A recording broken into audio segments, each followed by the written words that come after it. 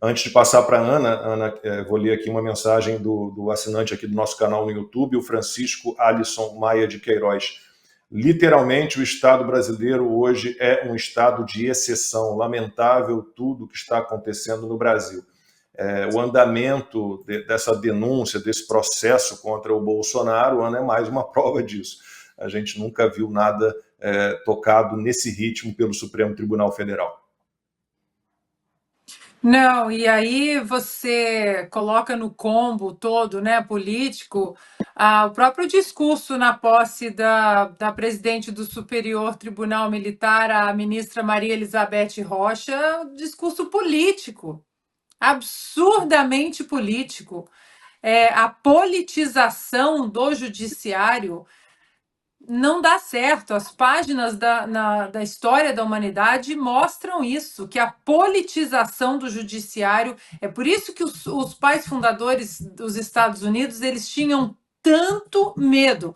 O maior medo deles era de um judiciário politizado e ativista. Por isso que eles colocaram muitos filtros até que uma decisão fosse, de fato, protocolada, digamos assim, aquela decisão final. Então, até chegar numa Suprema Corte dos Estados Unidos, a Suprema Corte com 9 juízes, é um processo, não é nem como o Brasil, primeira instância, segunda instância apenas.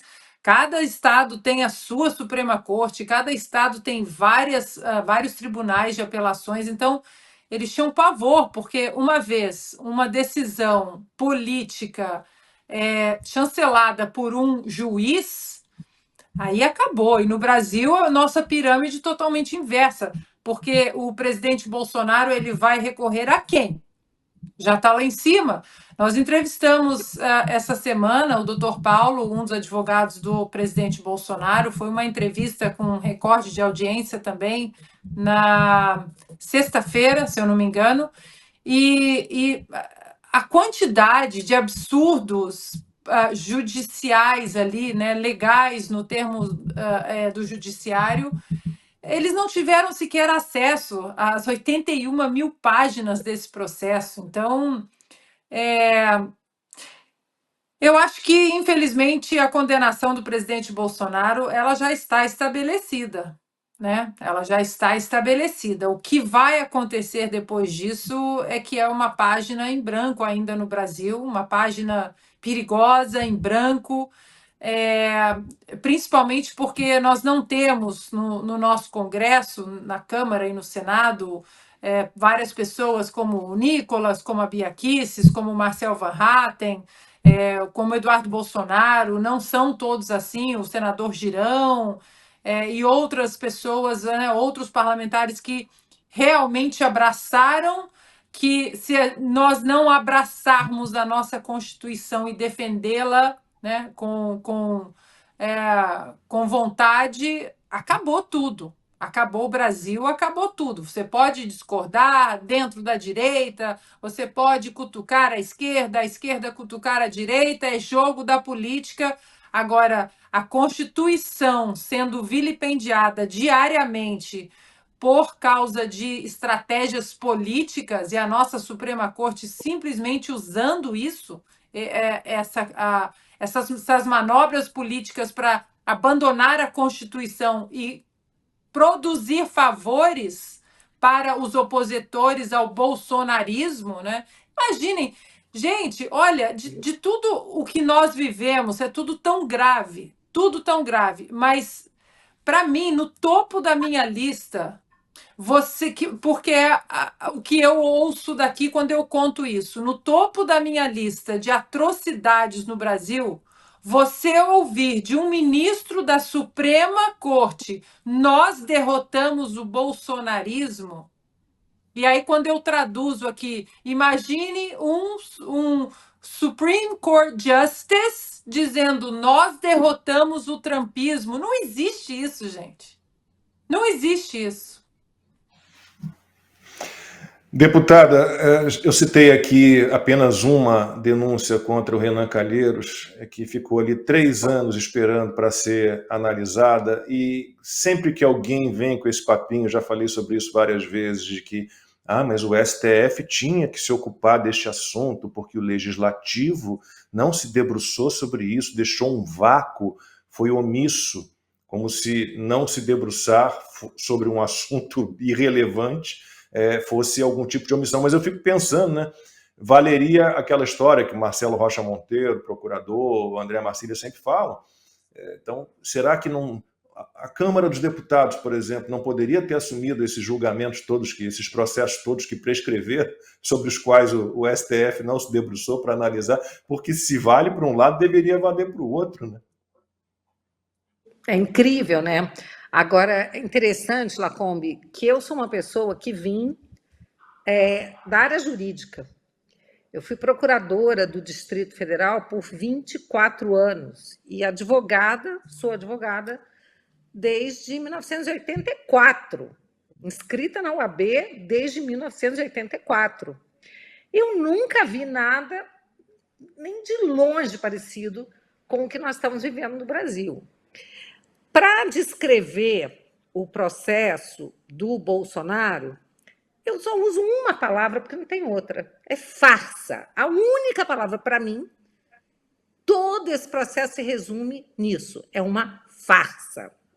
Agora, é claro que é muito importante a gente ter pessoas, os advogados do Bolsonaro, que fizeram uma peça excepcional, apontando, até porque tem que ficar registrado para a história, todas as ilegalidades, todas as irregularidades, todas as violações, né, que partem do Supremo e da denúncia do PGR. Nós temos aí, por exemplo, o André Marcília, o Pavinato, que tem também trazido isso, né, ponto por ponto. Então, é importante registrar isso tudo para a história. E é incrível como a OAB ela fica completamente, eu não vou nem dizer excelente, ela é cúmplice desse processo. Agora, os advogados estão sofrendo também com a violação de suas prerrogativas. Imagina não poder sequer fazer sustentação oral. Manda um videozinho com a sustentação que sequer é ouvido. A gente sabe disso. A sustentação ela é protocolada no processo eletrônico. Num determinado momento, antes da meia-noite, 5 minutos depois, já sai a decisão. A decisão estava pronta. Nesse caso do Bolsonaro, eu não tenho a menor dúvida de que a sentença já está dada. Não é? Seria realmente um milagre acontecer algo diferente. E a gente acredita em milagres, mas só um milagre para mudar essa decisão, que já está dada. Imaginem, ainda na primeira turma. Mas eu digo o seguinte, não adianta os advogados ficarem brigando por questões processuais apenas, quando está tudo viciado desde o início. Por isso que eu falo que é uma grande farsa. E agora eles ainda mudaram de novo a jurisprudência para a questão do foro privilegiado, que para a gente, né, Nicolas, não é privilégio nenhum. Você está ali com os ministros do Supremo no seu cangote, tentando te controlar, né, mandando recadinhos, te incluindo em inquéritos ilegais para ver se você fica mais, né, contido. Né? Então, só é privilégio para pessoas como Renan Calheiros, que sabe que o processo contra ele, a investigação, não vai andar. Ainda vai ser arquivado porque está há muito tempo, esse inquérito já está há 4 anos, não achamos nada, então arquiva.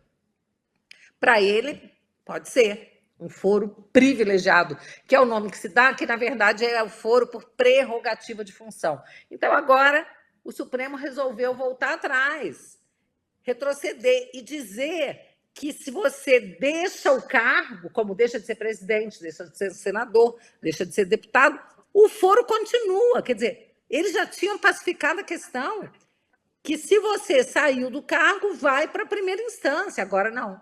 Por quê? Eles querem concentrar todo o poder para eles. Eles se deram os meios de ação que a Constituição não os deu, eles se deram os meios de ação e eles estão exercendo cada vez mais esse poder, e eu digo que há uma cumplicidade muito grande entre eles, porque cada vez que um extrapola, caminha mais, faz mais um abuso, ele está abrindo caminho para que todos se sintam completamente à vontade, né, e com essa sensação de impunidade. Mas eu quero dizer aqui que estou muito esperançosa, porque todo o trabalho que a gente vem fazendo fora do Brasil, há mais de 2 anos, né, levando para fora do Brasil o que está acontecendo aqui, mantendo relacionamento com parlamentares, deputados, senadores, pessoas da equipe aí do governo Trump, pessoas importantes e jornalistas, e aliado a isso aí o trabalho do Consta, do Paulo Figueiredo, da Ana, de vocês,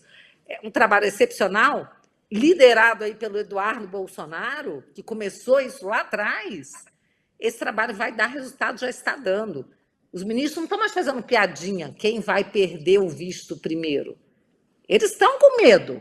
Eles realmente estão com medo, vendendo patrimônio nos Estados Unidos, porque eles sabem que uma hora, e essa hora não está tão longe assim, não, uma hora isso vai começar a dar resultados concretos aqui no Brasil. E a minha esperança é de que, na hora que isso acontecer com 1 ou 2, os outros queiram se afastar, porque não vão querer eles também ficar sem visto, ficar sem acesso à rede bancária, cartão de crédito, né? Então, eu acho que nessa hora, né, as coisas vão mudar.